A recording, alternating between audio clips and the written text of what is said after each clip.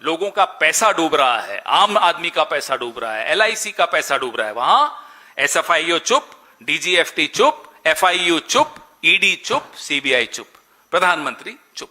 सुना है कि पत्ता भी गिरता है दिल्ली में कहीं तो मोदी जी को मालूम पड़ जाता है, हो सकता है उनकी अनुमति से। तो मोदी साहब, आपकी सरकार को यह नहीं मालूम था कि इतना बड़ा घोटाला हो रहा है? ये कुंभकर्ण की नींद सोने वाली ईडी को कैसे जगाएं, आप हमें बताइए। हमारे सवाल बहुत जायज सवाल हैं। How could a listed company report revenues running into 15.15 lakh crore in 5 years if the underlying transactions and records were allegedly not available for verification? 15 lakh से ऊपर, 15 लाख करोड़ से ऊपर हमने बोल दिया कंपनी ने, उसके रिकॉर्ड्स बिना वेरिफिकेशन के, और हमने स्वीकार कर लिया। कैसे, क्यों किया, किसके कहने पर किया, किसके इशारे पर किया? FIU financial intelligence unit, SFIO serious fraud investigation office, DGFT director general of foreign trade, ED, CBI और सेबी क्या कर रहे थे?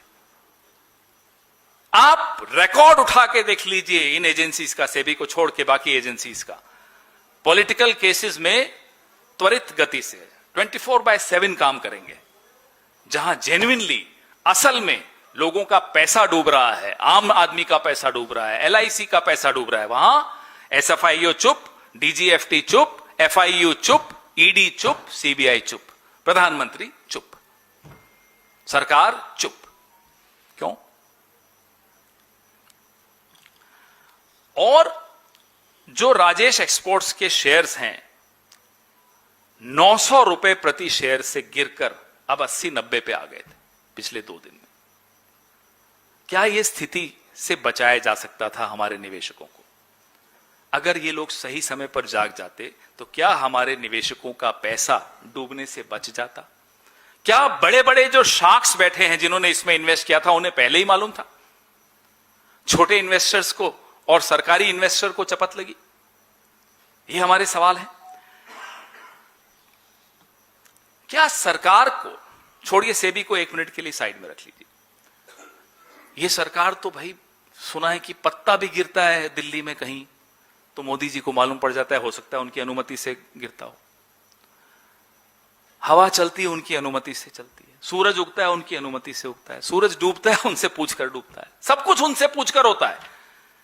तो मोदी साहब, आपकी सरकार को यह नहीं मालूम था कि इतना बड़ा घोटाला हो रहा है?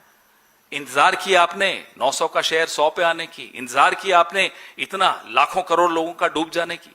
क्यों इंतजार कर रहे थे? किसको बचा रहे थे? पैसा तो सबका, छोटे आदमी का डूबा। जिम्मेदारी कौन लेगा?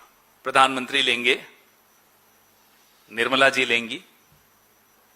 जिम्मेदारी इस घोटाले की, जिम्मेदारी इस नुकसान की, जिम्मेदारी जो एलआईसी के साथ धोखा हुआ उसकी, जिम्मेदारी छोटे निवेशकों के साथ जो धोखा हुआ उसकी, जिम्मेदारी कौन लेगा इस सरकार में? हम ये जानना चाहते हैं। हम ये भी जानना चाहते हैं, ये कुंभकर्ण की नींद सोने वाली ईडी को कैसे जगाएं, आप हमें बताइए। क्या उन्हें राजेश एक्सपोर्ट्स का, आज तक ईडी का अभी तक तो नहीं लॉन्च हुआ, कोई केस नहीं, कोई इंक्वायरी नहीं, कुछ नहीं। क्यों? 48 घंटे से ऊपर हो गए। अभी इस सरकार की हालत यह है कि कंप्लेन बाद में जाती है, ईडी पहले पहुंच जाती है, फिर वो कंप्लेन बाद में दिखाई जाती है जस्टिफाई करने के लिए ईडी की मूवमेंट को। यहां कंप्लेंट हुए को इतने साल हो गए, ऑर्डर आए को 48 घंटे हो गए, ईडी नदारद, सीबीआई नदारद, डीजीएफटी नदारद, एसएफआईओ नदारद, एफआईयू नदारद। और मोदी साहब, आप बताइए क्या कर रहे हैं?